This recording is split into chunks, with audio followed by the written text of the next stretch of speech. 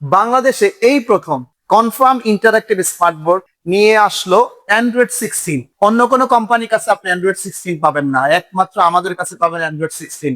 AI প্রযুক্তি ব্যবহার করা হয়েছে এখানে।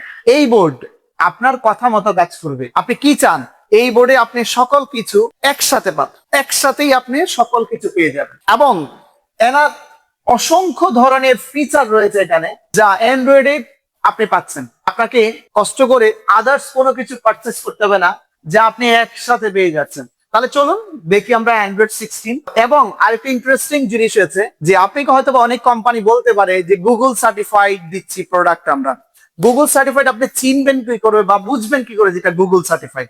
একটা ছোট্ট একটা জিনিস আমি আপনাকে দেখাই দিব, আপনি এটা জানবেন যেটা গুগল সার্টিফাইড। তাহলে চলে আসুন, আগে আমরা দেখে নিই গুগল সার্টিফাইড এর ব্যাপারটা। দেখেন, আপনি চলে যাবেন বোর্ডের প্লে স্টোরে। প্লে স্টোরে যাওয়ার পর আপনি লগ ইন করে দিবেন আপনার অ্যান্ড্রয়েডটা। লগ ইন করার পর আপনি ওই কর্নার দেখেন একটা ইয়া রয়েছে, আপনার অ্যান্ড্রয়েড গুগল লগ ইন রয়েছে। লগ ইনটাতে ক্লিক করলে আপনি ইন্টারফেসটা চলে আসবে। আসার পর আপনি চলে যাবেন সেটিংসে।